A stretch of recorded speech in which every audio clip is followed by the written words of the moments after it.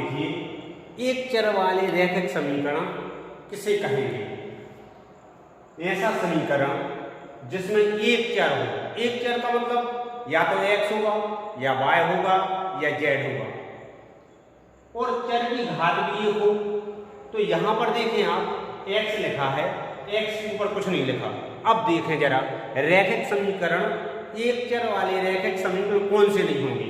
जैसे हम लिखते हैं x धन y बराबर 4। अब हमने कहा एक चर हो, इसमें दो चर आ गए, x भी आ गया और y भी आ गया, मतलब ये एक चर वाला रैखिक समीकरण नहीं है। इसके बाद अगर हम बात करें इसकी, तो इसमें चर तो एक है लेकिन उस चर की घात कितनी लगी हुई है? 2। तो ये भी एक चर वाला रैखिक समीकरण नहीं कहलाया। एक चर वाला रैखिक समीकरण, एक चर हो और उसकी घात भी एक हो तो वो रैखिक समीकरण कहलाता है। जैसे ये लिखा हुआ है, ऐसे हम और बहुत सारे बना सकते हैं।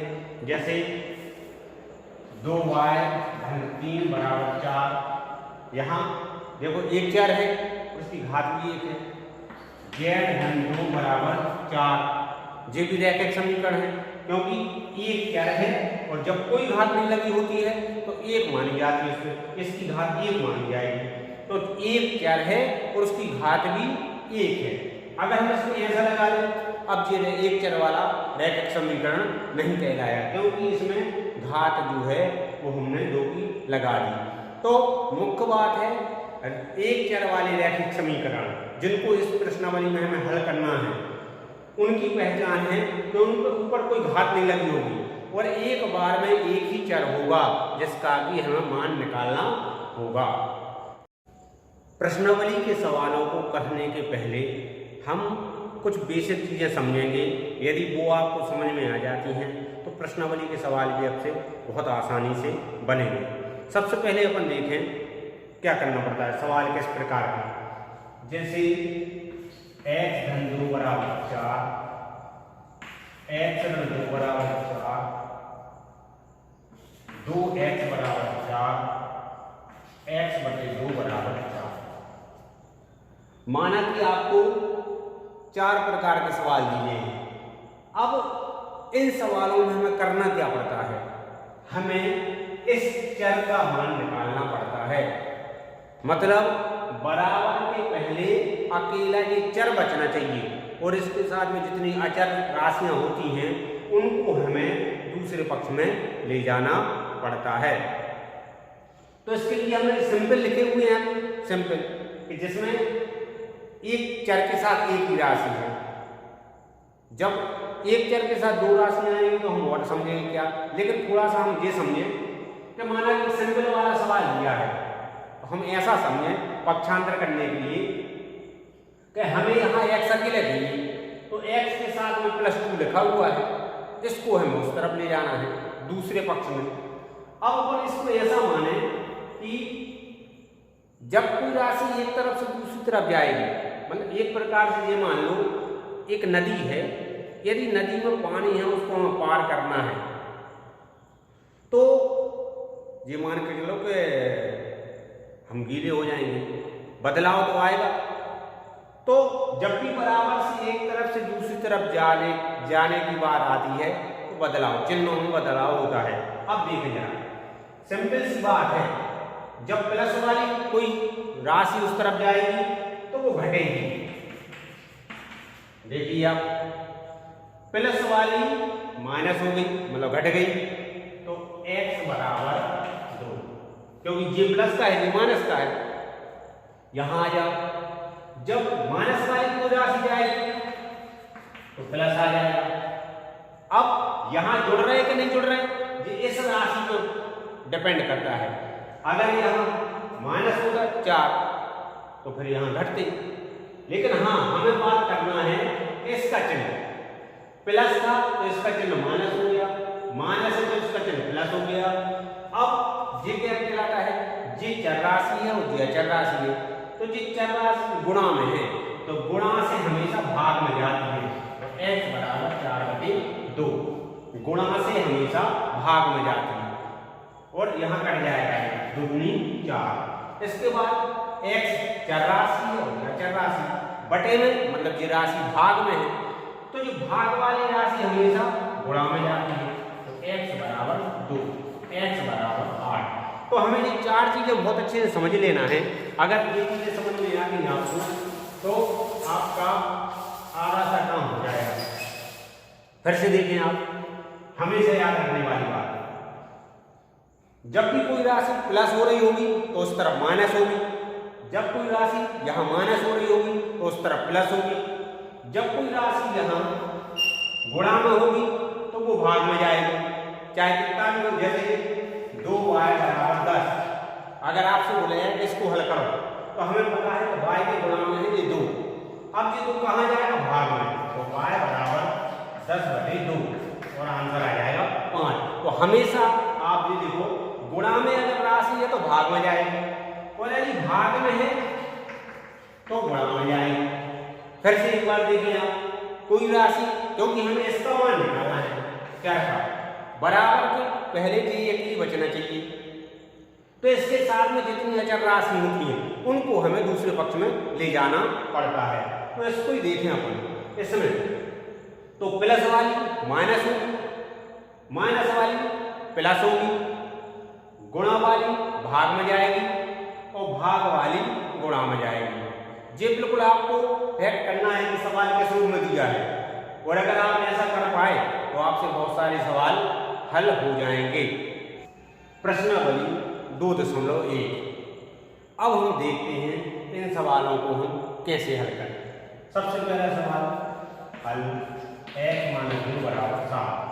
अब आप देखिए, यहाँ पर चर राशि x है, फिर अचर राशि 2 है और दूसरी राशि बराबर के उस तरफ है। तो जैसा कि हमने अभी इसके पहले समझा है कि जो राशि यहाँ पर घट रही होगी वो वहाँ जुड़ेगी, तो यहाँ लिख देंगे पक्षांतर करने पर x बराबर 7 धन 2, x बराबर 7 भी धन 2 और 2 भी धन 2, तो 9।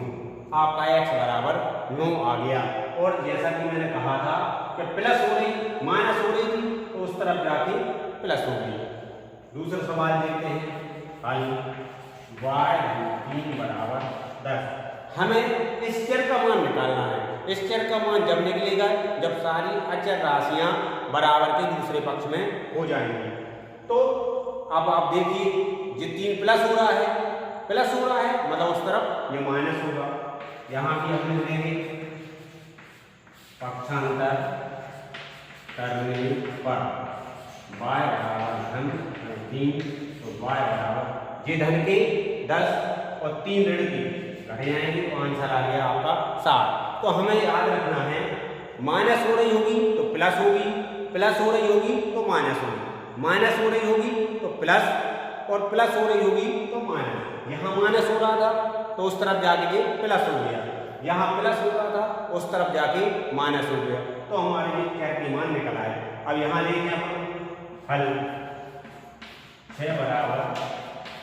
अब इससे कोई मतलब नहीं है कि चर राशि किस पक्ष में है। अब चर राशि इस पक्ष में है तो हमें इसके साथ में ये 2 प्लस हो रहा है। अब जब 2 प्लस हो रहा है उस तरफ, तो जब पक्षांतर होगा तो इस तरफ उसका माइनस हो जाएगा।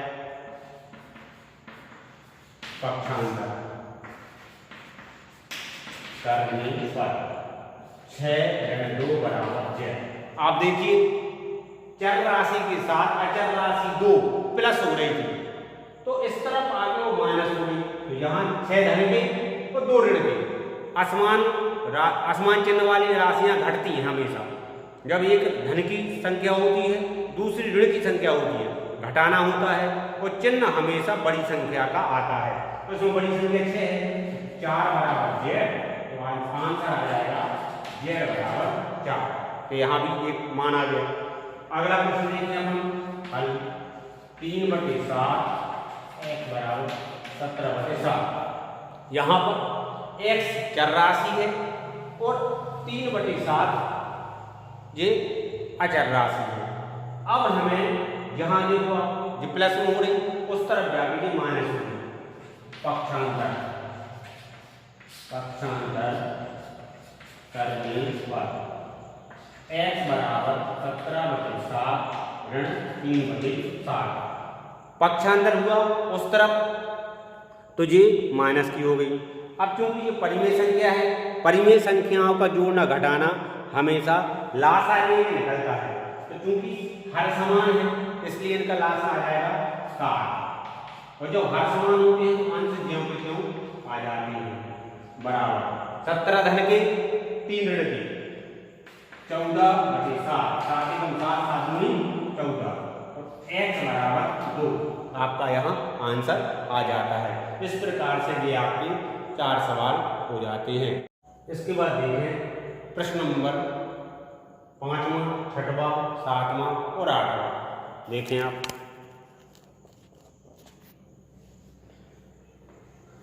हल 6x। इसके पहले मैंने बताया था आपको ये कि चर राशि और अचर राशि जब गुणा में होगी तो गुणा से भाग में जाती है, तो यहाँ भी पक्षांतर होगा। पक्षांतर तो x बराबर 12/6 गुणा से भाग में आ गई, 6 कम 6, 6 दूनी 12, तो आंसर x बराबर 2 आपका आंसर आ जाता है। चर राशि ये अचर राशि 6 है, ये इसकी गुणा में है, गुणा से भाग में पहुंच गई पक्षांतर होने पर, और गुणा में भाग में पहुंचने पर 6 से 6 कम 6, 6 दूनी 12, तो x बराबर 2 आंसर आ जाता है। इसके बाद देखें, अब यहाँ देख t ये चर राशि है, 5 अचर राशि है, और इस चर राशि के भाग में है जी, तो हमने सिखाया है आपको कि गुणा से भाग में जाती है और भाग से गुणा में जाती है। पक्षांतर होगा, पक्षांतर करने पर तो t बराबर 10/5 और t बराबर 50 आंसर आ गया। गुणा से भाग में तो भाग से गुणा में, यहाँ आ जाए हल 2x/3 बराबर। अब इसमें देखें आप, जी चर राशि तो एक है लेकिन इसमें अचर राशि है 2 है, एक गुणा में है और एक भाग में है, तो हम 2 बार पक्षांतर कर सकते हैं। पहले भाग वाली को गुणा में ले जाएं, गुणा कर दें, तो दूसरी बार भाग वाली गुणा वाली को भाग में ले आए।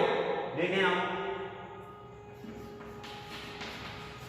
पक्षांतर, तो हम करेंगे 2x बराबर 18/3, इसका गुणा नहीं करें।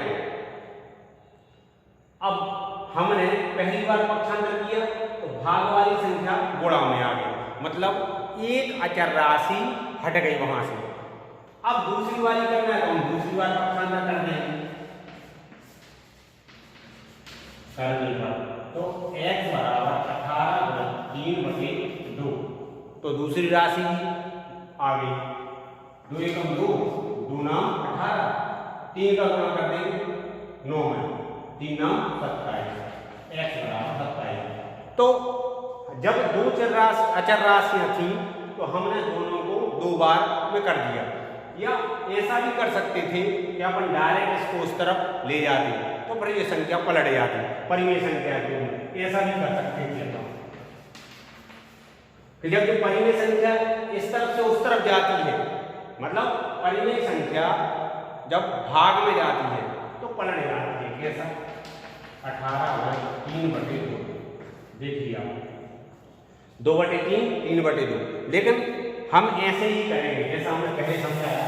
हम एक एक राशि को अलग कर लेंगे, भाग वाली को गुणा में ले गए पहले पक्षांतर में, और जो हमने ये भाग में गुणा में पहुंच गई तो गुणा वाली को हम भाग में ले आए। इसके बाद देखें अगला प्रश्न, इसमें भी देखें y चर राशि, y की बटी में 1.5 जो कि एक अचर राशि है। अब भाग से काय में आएगी? गुणा में, 1.5 बराबर 12। अब दशमलव की गुणा से बच्चों को बहुत डर लगता है, जबकि आप दशमलव को भूल जाएं। आपको ये मान के चले कि हमें सबसे पहले 15 का गुणा 16 में करना है, तो 16/15 ये मान के चलो। तो 15 छक्के 90 की 0 हाथ लाई 9, 15 एक 15 और 9 15। प्रश्न क्रमांक 9 और 10वां आप देखें, हम इसको एक आकार में लिखते हैं। हमने जैसा कि पहले चर्चा की कि हमें इस चर राशि का मान निकालना पड़ता है।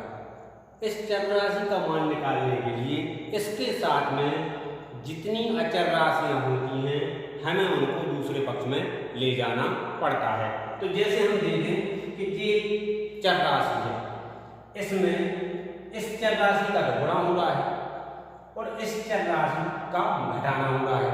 तो जैसा कि हमने सबसे पहले ही बताया है कि जिस राशि का घटाना हो रहा होगा पक्षांतर के बाद वो दूसरी तरफ जुड़ेगी, जो इस तरफ घट रही होगी वो उस तरफ जुड़ेगी। तो हम दोनों को अलग अलग पक्षांतर करके इन दोनों अचर राशियों को यहाँ से अलग करके दूसरे पक्ष में ले जाएंगे। तो सबसे पहले हम देखें जो घटती है वो दूसरी तरफ जाके जुड़ती है। तो पक्षांतर करने पर 7x बराबर 16 धन 9 पक्षांतर हुआ, यहाँ घट रही थी इस तरफ जुड़ गई, मतलब एक पक्ष से दूसरे पक्ष में जाती है तो संख्याओं के चिन्ह बदल जाते हैं। 7x बराबर इन दोनों को जोड़ेंगे 25 हो गया। अब बात करें, एक और नया सवाल बन गया। अब जी चर राशि है और यह चर राशि है, तो हमने कहा था जब किसी चर राशि के गुणा में कोई संख्या होगी तो उसका पक्षांतर जब होगा तो वो भाग में चली जाएगी, मतलब बटे में चली जाएगी। तो हम फिर से पक्षांतर करेंगे।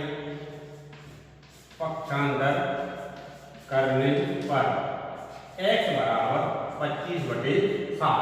तो इस प्रकार से इस चर राशि के साथ में दो अचर राशियां थी, एक घट रही थी, जब हमने उसका पक्षांतर करा तो दूसरी तरफ जाके वो जुड़ गई और एक नया सवाल बन गया। ये वाली चर राशि के साथ ये चर राशि गुणा में है। हमने आपको पहले सिखाया है कि गुणा में अगर कोई अचर राशि है तो वो हमेशा पक्षांतर होने पर भाग में जाती है, और भाग में भी कोई संख्या रहती है तो वो गुणा में जाती है। जुड़ रही होती है तो घट जाएगी और घट रही होगी तो जुड़ जाएगी। इस प्रकार से ये आपका ये सवाल हो गया। इसके बाद देखिए 10वां भी ऐसी सवाल है। 10वां में भी आप देखें, हमें इस चर राशि का मान निकालना है y का। इस चर राशि के साथ दो अचर राशियां हैं, एक गुणा में है और एक घट रही है, तो हम दोनों को दो बार में हटाएंगे यहाँ से। तो सबसे पहले जो घट रही है उसका पक्षांतर करेंगे, तो जो घट रही होती है वो दूसरी तरफ जाके जुड़ जाती है। पक्षांतर 14y बराबर 13 धन 8, यहाँ माइनस हो रही थी यहाँ प्लस हो गई, y बराबर 13 और 8 21। अब एक आपका नया सवाल बन गया। यहाँ नया सवाल ऐसा बन गया कि ये 14 जो है वो y के गुणा में है। अब हम इसको भी हटाएंगे तो गुणा से हमेशा संख्या भाग में जाती है, तो यहाँ फिर से पक्षांतर करेंगे हम। तो y बराबर 21/14 गुणा से कहाँ आ गई भाग में। ये दोनों संख्याएं 7 के पहाड़े में आती है, तो 7 × 21 7 × 14 y बराबर 3/2 आपका आंसर आ जाता है।